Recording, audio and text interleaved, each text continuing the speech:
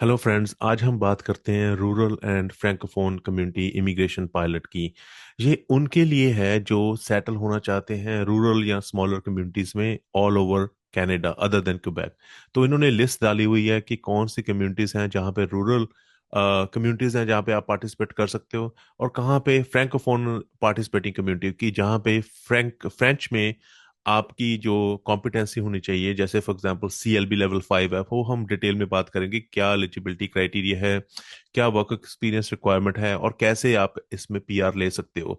ये बहुत ही अच्छा प्रोग्राम है, इसको आप डिटेल में मैं आपको इसके बारे में बताऊंगा, तो आप मेरे साथ बने रहिए लास्ट तक। उससे पहले मैं अपने आप को इंट्रोड्यूस कर दूं। मेरा नाम है दिल संधू और मैं हूं RCIC regulated Canadian immigration consultant based out of Ontario Canada.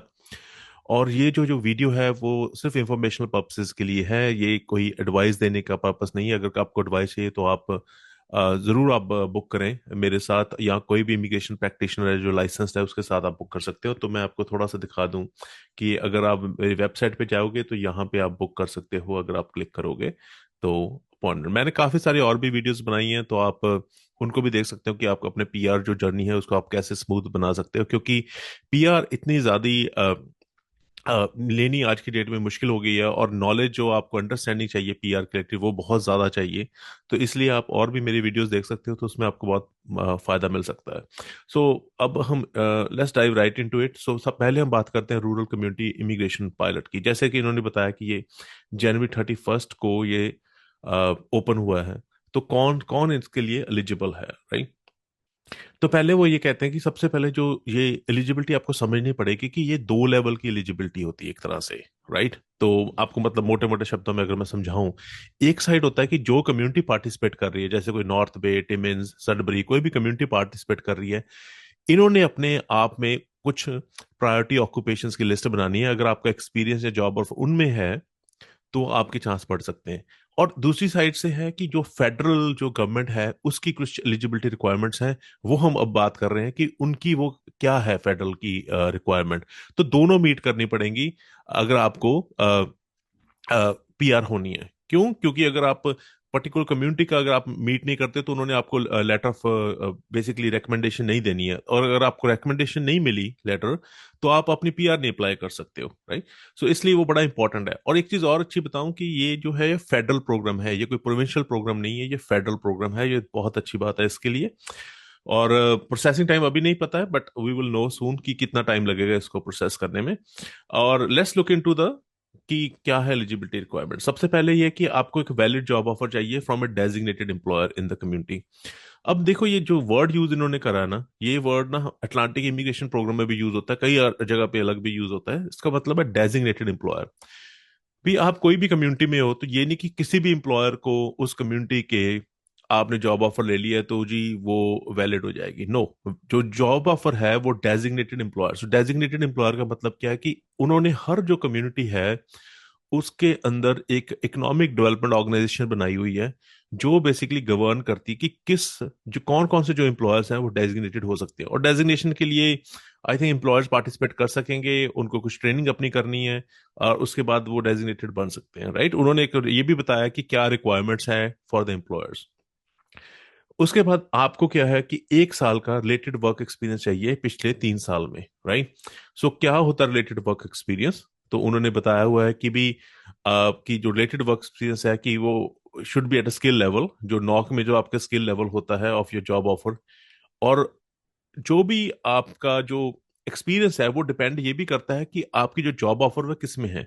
For example, अगर आपकी जॉब ऑफर Tier 0 और 1 में है, आपको पता है कि हर जो कनाडा में जॉब है उसको लेवल दिया जाता है Tier 0, 1, 2, 3, 4, 5, राइट?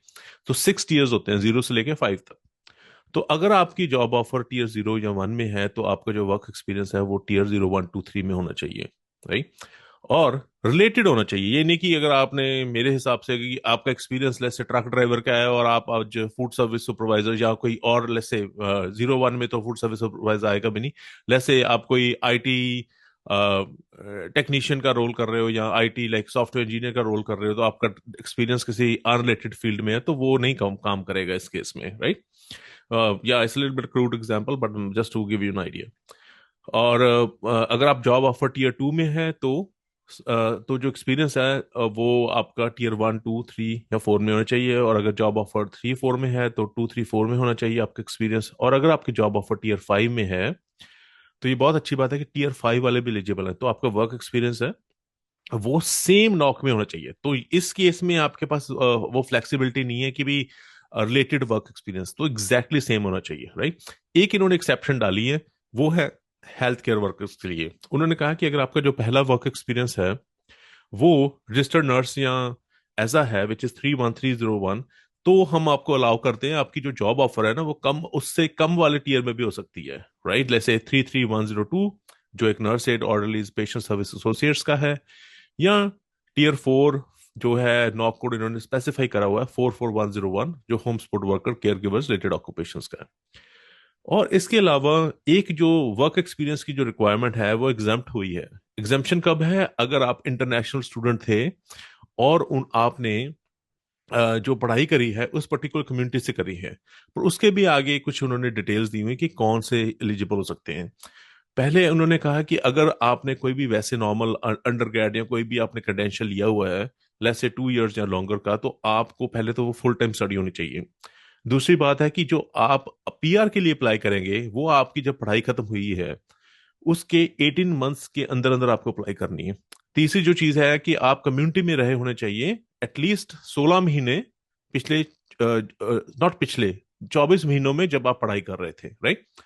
और अगर आपकी जो एजुकेशन वो मास्टर्स की है या हायर है तो आप अगेन आप फुल टाइम स्टूडेंट होने चाहिए, तो आपकी जो डिग्री है वो 18 महीने पहले से ज्यादा खत्म नहीं हुई होनी चाहिए। फॉर एग्जाम्पल कि आज अगर आज आप पीआर के लिए अप्लाई कर रहे हो तो आपकी जो डिग्री है वो 18 महीने पहले तक हुई होनी चाहिए, राइट। उससे पहले हुई है तो आप इस पर्टिकुलर जो एग्जाम्पशन है उसमें आप फॉल नहीं करते हैं, ठीक है।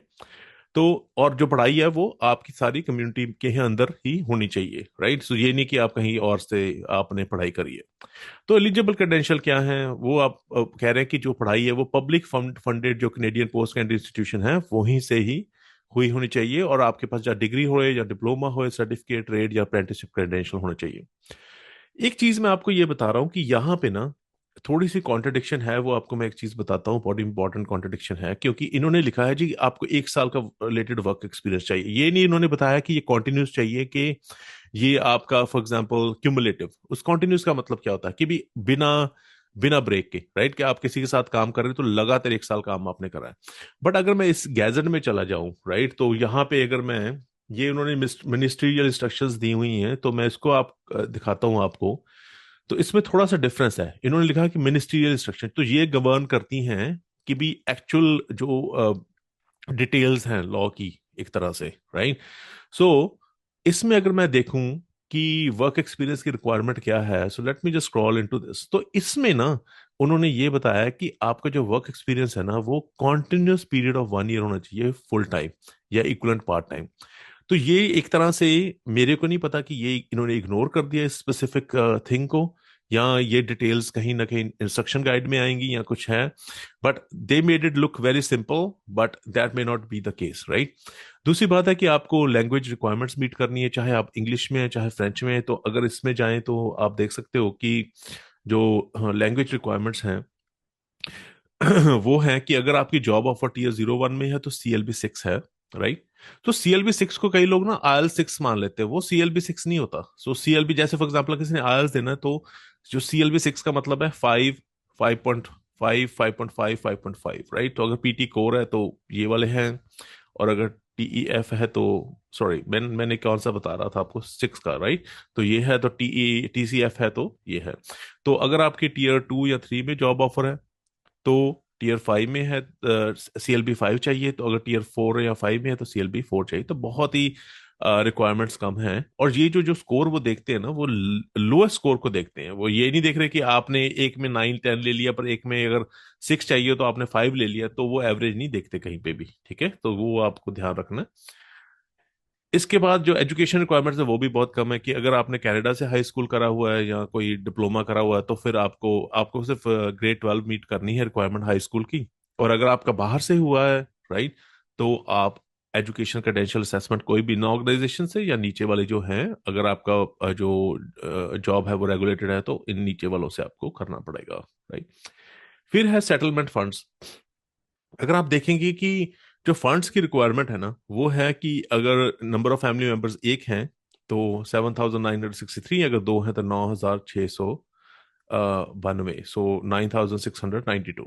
तो एक चीज आपको ध्यान रखनी है कि इसमें ना ये रिक्वायरमेंट तभी है कि अगर आपके पास जॉब ऑफर नहीं, आप काम नहीं कर रहे हो कनाडा में, राइट। सो अगर आपके पास जॉब ऑफर नहीं, फिर अगर आपके पास you are working in Canada, authorize working, तो आपको ये रिक्वायरमेंट से वेव ऑफ हो सकते हो आप, राइट। ओके, सो ये तो है टिपिकल रिक्वायरमेंट्स, राइट। अब है जॉब ऑफर की। तो जॉब ऑफर आपको ना, जो भी जो कम्युनिटी है इन्होंने ना अब डिटेल डाली हुई है कि अभी अगर मैं सडबरी ऐसे कंटिन्यू करूं तो ये इन्होंने लिखा कि अभी तक कम्युनिटी ने अपनी वेबसाइट ही नहीं लॉन्च करी, राइट। सो वो अपनी वेबसाइट लॉन्च करेंगे तो उन्होंने अपना खुद का क्राइटेरिया रखना है कि भी मेरे मेरे को कौन सी प्रायोरिटी ऑक्यूपेशन है हमारे लिए उस पर्टिकुलर कम्युनिटी में, और वो सारी चीजें उनके क्राइटेरिया तो आप मीट करना है, तो ही वो आपको रिकमेंडेशन देंगे, राइट। तो इन्होंने लिखा कि जब आपको एक वैलिड जॉब ऑफर मिल जाती है डेजिग्नेटेड एम्प्लॉयर से, तो वो कम्युनिटी रिकमेंडेशन की एप्लीकेशन कम्युनिटी को भेज देते हैं, right. So which is like EDO. So community आप चेक करती है कि आपकी जो जॉब जॉब है वो प्रायोरिटी सेक्टर में है और जॉब ऑफर सही है और आपने सारी रिक्वायरमेंट्स मीट करते हैं। तो अगर आप सब कुछ ये मीट करते हैं तो आपको फिर आप अप्लाई कर सकते हो फॉर परमानेंट रेजिडेंस। तो उसके लिए क्या है, तो बेसिकली इन्होंने जो पीआर पोर्टल है उसके थ्रू आप अपनी एप्लीकेशन सबमिट कर सकते हैं। उन्होंने डॉक्यूमेंट चेकलिस्ट दी हुई है कि क्या क्या डॉक्यूमेंट चाहिए, राइट। सो वो सारी चीजें आपको अगर आपने मीट कर ली हैं तो आप अपनी फाइल जो है वो सबमिट कर सकते हैं, राइट। सो ये है offer of employment, document checklist. So everything is pretty much here, what you need from that particular thing. Just let me quickly check on one specific thing so that we don't miss out on that. So I just want to use what they use. Yeah, so letter नहीं कहते, they use the word certificate of recommendation, right? So just wanted to make sure that I'm using the right terminology. अच्छा, उसके बाद क्या है कि जैसे मैंने आपको बताया कि जो वर्क परमिट है वो भी आप एलिजिबल हो सकते हो। फॉर एग्जांपल जो ये पर्टिकुलर स्ट्रीम है, तो ये आई वुड से कि जो बाहर हैं उनको maybe little bit difficult हो या रिकमेंडेशन ना भी मिले, but technically both inside Canada और outside Canada candidates would be eligible. तो उन्होंने बताया कि कैसे आप अपनी वर्क परमिट के लिए अप्लाई कर सकते हो। जब आपको पीआर एप्लीकेशन सबमिट कर देते हो तो कैसे आप अपने वर्क परमिट के लिए अप्लाई कर सकते हो, राइट। तो ये तो है टिपिकल जो रूरल कम्युनिटी इमिग्रेशन पायलट है, राइट। तो इसमें एक बड़ी इंपॉर्टेंट चीज ये भी है कि डेजिग्नेटेड एम्प्लॉयर को भी आपको ध्यान रखना है कि हर जो एम्प्लॉयर है वो डेजिग्नेटेड नहीं हो सकता। उन्होंने भी उसकी रिस्ट्रिक्शंस डाली हुई हैं कि भी 2 साल पुराना एम्प्लॉयर चाहिए, उन्होंने जो ये इंटरकल्चरल कॉम्पिटेंसी टेस्ट है वो करा होना चाहिए, ऑन बोर्डिंग ट्रेनिंग करी होनी चाहिए, जो जो ऑक्यूपेशन है वो प्रायोरिटी ऑक्यूपेशन होना चाहिए, और जो 75% ऑफ द जो जो वर्क परफॉर्म हो रहा है बाय कैंडिडेट वो आपकी डेजिग्नेटेड कम्युनिटी में ही होना चाहिए, right. So that is there are lot of restrictions, तो वो आपसे नहीं रिलेटेड है but just to give you general information, right. फिर है जी आपका जो फ्रैंकोफोन इमिग्रेशन जो कम्युनिटी पायलट है, सो राइट। तो ये किसको टारगेट करता है, जैसे कि उन्होंने नेम में ही बताया हुआ है कि जो francophone community immigration pilot, right. तो जो मैं देख रहा था इसकी जो रिक्वायरमेंट्स हैं वो प्रीटी मच आइडेंटिकल हैं, so there is no difference between that unless I'm missing something, but the only major difference is related to education.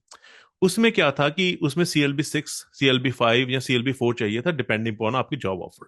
इसमें जो मिनिमम रिक्वायरमेंट्स है ना वो फ्रेंच की हैं और CLB 5 चाहिए।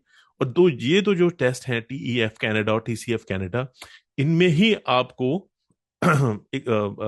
एग्जाम देना है, और कोई टेस्ट जो है वो वैलिड नहीं है। तो TEF का अगर कनाडा में आप दे रहे हो, कनाडा का एग्जाम दे रहे हो, तो जो CLB 5 है ये वाला स्कोर है, राइट। और आज की डेट में काफी लोग जो फ्रेंच प्रिपेयर कर रहे हैं, CLB 5 लेना is very very doable, right. तो उस केस में आपको ये भी बेनिफिट हो सकता है कि इन कम्युनिटीज में अगर आप जाते हो तो आपके चांस बन सकते हैं। तो ये है CLB 5। अगर आपने TCF कनाडा है तो ये है उसके स्कोर्स आपको रीडिंग राइटिंग में। और जब स्कोर्स होता है, जैसे मैंने पहले आपको बताया था कि मिनिमम स्कोर्स की बात कर रहे हैं हम, एवरेज स्कोर की बात नहीं कर रहे हैं यहाँ पे, राइट। और इसमें भी ऐसा ही है कि आप अप्लाई करते हो और आपको चाहे इनसाइड कर रहे हो अप्लाई या आउटसाइड कर रहे हो, तो आप अपना वर्क परमिट के लिए भी कल को अप्लाई कर सकते हो। सो आई होप आप आपको ये वीडियो पसंद आई होगी। सो प्लीज़ लाइक करिए, सब्सक्राइब करिए, शेयर करिए। मैंने और भी काफ़ी वीडियोस बनाए हैं इंग्लिश में और डिफरेंट लैंग्वेजेस में, so you can always check them out. So आपको wish you all the very best. So thank you so much for watching.